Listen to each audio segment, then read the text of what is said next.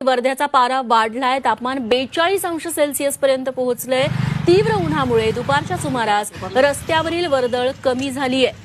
दुपट्टे रुमाल बांधूनच नागरिक घराबाहेर पडताना दिसतायत। वाढत्या तापमानात आरोग्याची काळजी घेण्याचं आवाहन प्रशासनानं केलंय आणि इथल्या उकाड्याचा आढावा घेतलाय आमचे प्रतिनिधी मिलिंद आंडे यांनी। मी वर्ध्याच्या सिव्हिल लाईन या परिसरामध्ये आहे आणि या परिसरातली जी वाहतूक आहे ती वाहतूक सध्या तुरळक झालेली आहे। महत्वाचं म्हणजे वर्धा विदर्भातल्या 4 जिल्ह्यांचं जे तापमान असते ते हॉट असते आणि हॉट जिल्हे म्हणून ओळखले जातात। म्हणलं त्यापैकीच एक वर्धा जिल्हा आहे।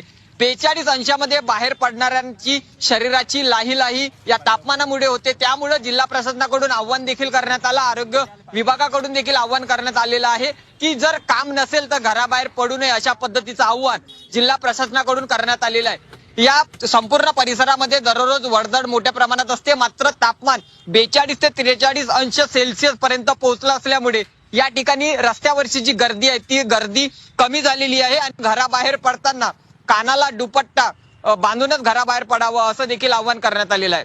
कॅमेरामॅन निखिल सोबत मी मिलिंद आंडे, झी 24 तास वर्धा।